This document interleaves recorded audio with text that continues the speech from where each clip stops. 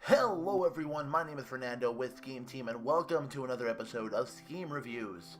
Today, we will be reviewing Star Wars Battlefront 2. A long time ago in a galaxy far, far away, EA released Star Wars Battlefront 1, which was just a multiplayer-based game, but this time they decided to expand it way more and added a campaign and other features. And I would like to talk about the campaign first. So this game added a campaign, Star Wars Battlefront 1 didn't have one, and I gotta say, this campaign is actually pretty good from what I've played so far. Through the majority of the campaign, you play as Commander Iden Verso. She is the commander of Inferno Squad. Inferno Squad is an elite group of stormtroopers that work for the Empire. And if I do say myself, Inferno Squad definitely looks super cool with their black and red stormtrooper gear. This game takes place after the events of the blowing up of the second Death Star.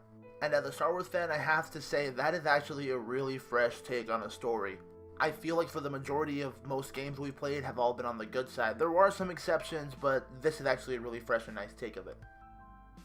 And more on the technical side of things, this game is actually very beautiful and very cinematic, and I appreciate how freaking awesome and beautiful it looks.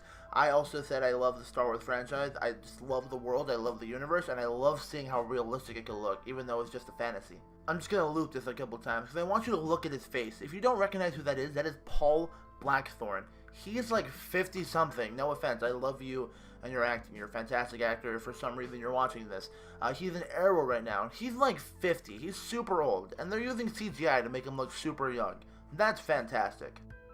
And I mean, just look at this cutscene you're watching right now, the lighting, just the way it looks is fantastic. I freaking love it, I just think it's awesome. One thing that I thought was really cool is how this game encouraged you to stealth.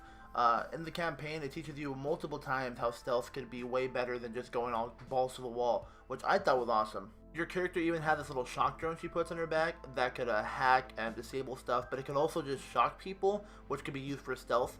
You can see it right here being used. I think it's pretty cool.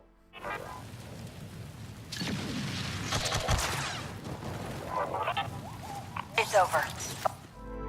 And unlike Star Wars Battlefront 1, this game comes with space battles immediately, even in the campaign, which I thought is freaking awesome, and it looks just super cool with the debris and just the planets and everything. And you're also given the opportunity to play some of your favorite heroes in the campaign from the Star Wars universe, which I think is pretty awesome. Now I would like to talk about the multiplayer side of things. If I'm being honest, there's more cons for me than pros on the multiplayer side. But also, like the campaign, I do want to say that it looks beautiful. The maps are big and they look fantastic and in the theme of Star Wars, which is awesome. So for me personally, the combat does feel sluggish and slow paced, which I don't really like, but it takes some getting used to, I guess. It's not just a normal fast paced first person shooter. You can go between first and third person shooter, just in case you were curious. And as we drastically watch my soldier just blow up, I want to talk about the respawn. That is probably one of the least things I like about it. Instead of just respawning directly, it goes into this like drop thing that it goes off seconds, but you sometimes have to wait for a squad. I don't really like it. I personally don't like it, and I think it's too slow. I just kind of want to respawn straight into the battle right away. I don't want to wait for random people, and I don't want to like wait a certain time into a little loading screen. I just think it's dumb. And another thing I wanted to point out, which I don't really have footage of, but I'm just going to tell you so you keep an eye out. In the campaign and in the multiplayer, they do reuse a lot of player models from Star Wars Battlefront 1, which I thought was kind of lazy, to be honest. I mean, yeah, you made the game, you made the last game, yeah, you should have a right to reuse your player models, but I'm just saying, the amount that they reuse it in this game are awful. I've seen the same character probably 20 times in the same room. In just different periods of time, which I think is just super lazy. And another thing I also personally don't like is that the battle points in-game are different from the battle points outside the game. The battle points in-game you have to use to unlock certain characters to play them in the game, unlike in Battlefront 1 where you have to find a pickup, which I don't like because that sometimes just base it off skill level, and if you're doing really bad you can just not play as a hero or not get a vehicle at all, which I just think is not fair for certain players. And that's barely the half of it. Some of the characters are just straight up locked, and you have to unlock them with your personal battle points for your account outside of games, which you have to earn from games in order to play, and they're kind of pricey. They can range from anywhere from 5,000 to 15,000. There was a rumor, well not a rumor, a fact that before the game came out, it was like 60,000, and they reduced it by 70% because it was almost impossible. So I just think that's kind of dumb, just in general. I think they should unlock them all. for everyone to use, but hey, I guess that's the reason to grind, I guess. And on the topic of grinding, this game doesn't have much to do with grinding, honestly. I just feel personally that the only reason why I would grind is to unlock all the characters, but there's only a couple characters that are locked, so there really isn't a point to keep grinding. Scheme Team member Ben actually pointed out really nice, saying that in Modern Warfare 2, he had the thrill and the drive to go prestige and do all this stuff, and in this game, you can't really do that. He also described it as a Battlefield for children because it's kind of just a simpler version of Battlefield.